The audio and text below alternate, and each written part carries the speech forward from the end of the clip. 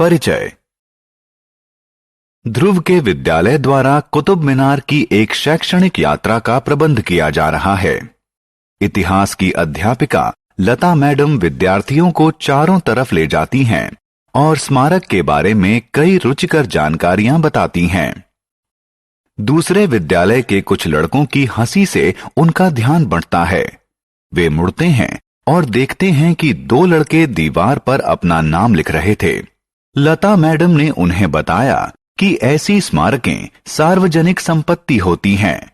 भारत के नागरिक होने के नाते इनकी रक्षा करना हमारा कर्तव्य है। आइए इस पाठ में संपत्ति के बारे में और जानें। आओ सीखें। संपत्ति को परिभाषित करना, सार्वजनिक और निजी संपत्ति में भेद करना, संपत्ति के संरक्षण का महत्व बताना। संपत्ति किसी व्यक्ति या व्यक्तियों के समूह या सरकार के स्वामित्व वाली सभी चीजों को संपत्ति कहते हैं। घर, वाहन, खेत, ऐतिहासिक स्मारक, रेल और डाकघर इत्यादि संपत्तियां हैं। निजी संपत्ति किसी व्यक्ति या व्यक्तियों के समूह के स्वामित्व वाली संपत्ति को निजी संपत्ति कहते हैं। उदाहरण स्वरूप फर्नीचर, कार, घर, जमीन या आभूषण सभी निजी संपत्तियां हैं क्योंकि उनका स्वामित्व किसी एक व्यक्ति या व्यक्तियों के समूह के पास होता है। निजी संपत्ति के स्वामी अपनी संपत्ति को बदल सकते हैं, बेच या खरीद सकते हैं या जला भी सकते हैं। सार्वजनिक संपत्ति सरकार के स्वामित्व वाली संपत्ति को सार्वजनिक संपत्ति कहते हैं। ऐसे संपत्ति का उद्देश्य आम लोगों का हित होता है। ये लोगों के उपयोग के लिए उपलब्ध रहती हैं। देश के सभी लोगों को इनके प्रयोग का समान अधिकार है। सार्वजनिक पार्क, रेल, डाकघर, सड़क, सरकारी विद्यालय, सरकारी कॉलेज और सरकारी अस्पताल सार्वजनिक संपत्ति हैं। क्योंकि सार्वजनिक संपत्ति की स्वामी सरकार होती है, इसलिए सरकार ही उन्हें बेच या बदल सकती है या नष्ट कर सकती है।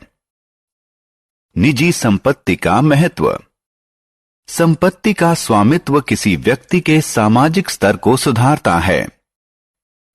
निजी संपत्ति को आपातकाल में धन के बदले बेचा जा सकता है। सार्वजनिक संपत्ति का महत्व पार्क, अस्पताल, सड़क, रेलवे स्टेशन इत्यादि सार्वजनिक संपत्ति का जनहित के उपयोग के लिए होती हैं। ये जनता को सुविधा और सुरक्षा प्रदान करती हैं।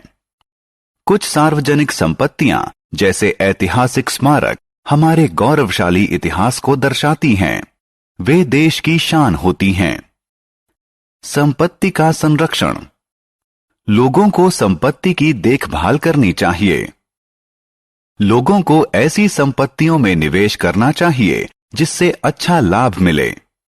सार्वजनिक संपत्ति को नष्ट या विकृत नहीं करना चाहिए। उन्हें सुरक्षित और संरक्षित रखना हमारी जिम्मेदारी है। आओ खेलें। सही बक्सों में डालकर निम्नांकित संपत्तियों को निजी या सार्वजनिक में वर्गीकृत करिए। हमने क्या चर्चा की?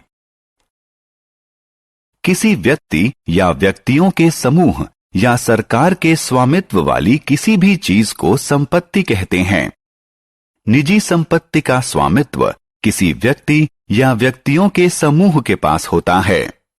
सार्वजनिक संपत्ति की स्वामी सरकार होती है। सार्वजनिक संपत्ति जनता के उपयोग और हित के लिए होती है।